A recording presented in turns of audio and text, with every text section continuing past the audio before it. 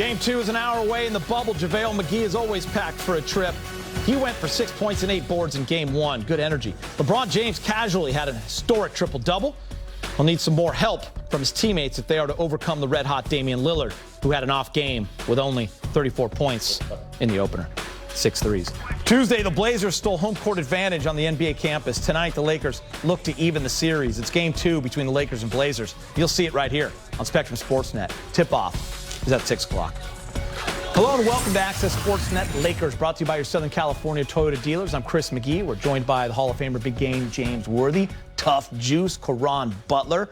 We're also going to hear from Allie Clifton, Mike Bresnan, and Mike Trudell. So we got the whole crew with us today. I want to get right into it, guys. The Lakers got their first view of Damian Lillard in the postseason, and he was impressive.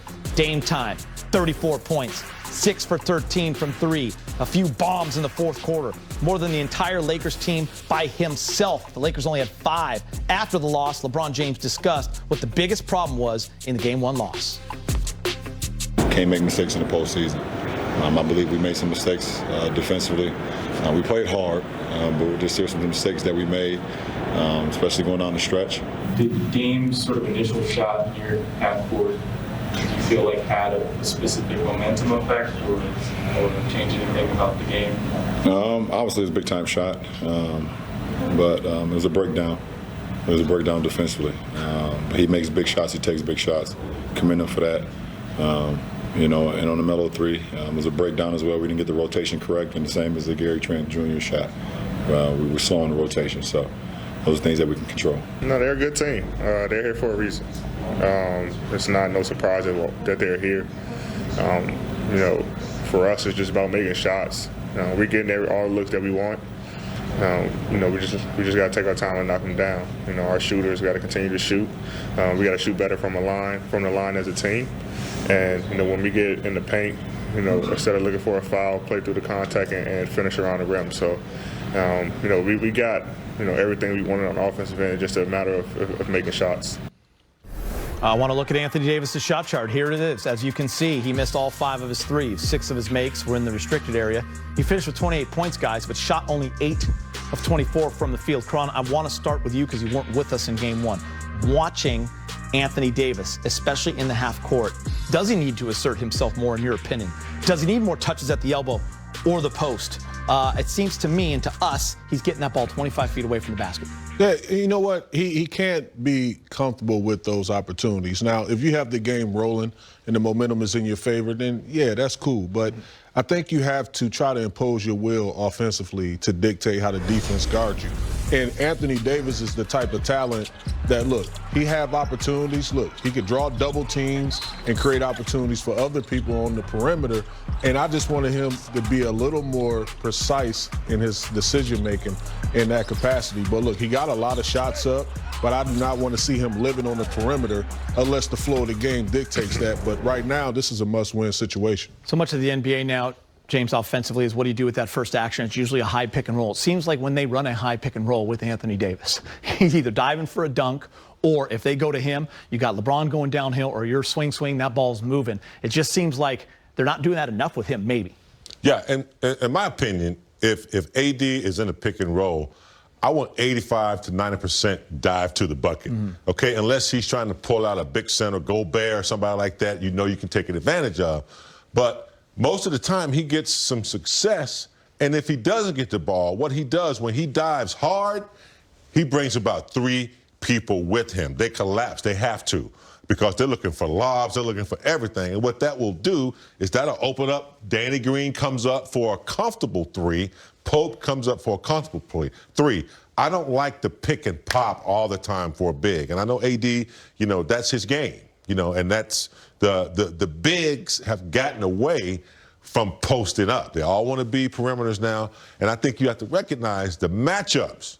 When you can dominate inside, that's where the money is. That's how you get to the free throw line. So I think he'll recognize that tonight, and I think they need to, correct that. Big game, and I want to just piggyback on what you're saying. Not shying away from the contact. I think that's extremely important for him. And then we saw that down the stretch of the last game, making those free throws after you get to the line. Can't say enough or describe how many ways Dame Lillard's just great. I mean, you love him. Everyone respects him. James, we saw it his first ever game in a uniform against the Lakers and Kobe Bryant when we started this network 8 years ago. You saw it in his second year when he beat the Rockets on a buzzer beater from 3, right? And he wins the whole series. He's amazing. He's not going away. No. He like that mosquito. You can't get it, you know? You just keep swatting at it. You know, he reminds me of the kid who got pushed around, you know, competed when he was like 9, 10, a little smaller than everybody else, kept going at it, had a really nasty attitude toward the game. As you know, he's a quiet assassin. You don't want to poke that bear. But what he does, Gator, he's smart, man. He surveys the floor, and with his depth and where he can shoot it from and how he can pull up instantly, and then he can also get to the bucket. He can distribute. He's a solid. He's just as, you know, valuable as a Michael Jordan, as a Kobe. He's a killer, and he also is a closer. We contained him in the third quarter, but then McCollum got going, and then you gave the closer a chance to close out. And when you give him a chance, he's gonna close it out. Yeah.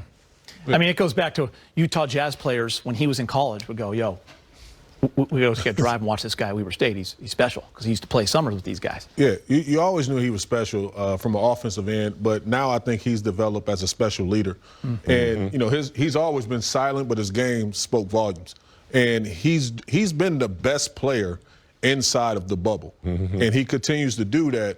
That will be a huge problem for us going down in the series. All right, continued great news for the NBA and the Orlando bubble. What an amazing job they've done. The League and the Players Association announced yesterday they once again had 0 positive test results from the 341 players tested for COVID-19 on the NBA campus.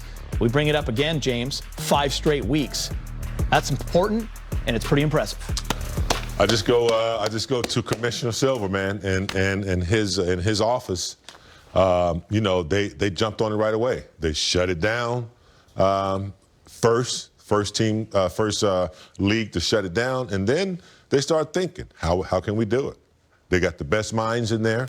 They followed the science, and they figured out a way they could do it. And you know, you got to give hands off the NBA. Even the games are starting to look good on TV now. Get used to it, yeah. All right, for the latest on the Lakers heading into Game 2, let's bring in Lakers reporter Mike Trudell, who joins us from down the hall. Michael, Game 2. Down the hall. Down the hall it is. Geeter, did you go to the beach or something to just like clear your mind after the Game 1? You hanging in there? Little dip in Old Blue. Always do. A little dip in the ocean. Got myself together. Feel good tonight. That's what I figured. So you know that the second that game ended, right, Frank Vogel and his staff went to the tape and thoroughly broke everything down. So I wanted to start the head coach with, what is the one thing on offense that you're looking to do differently or better?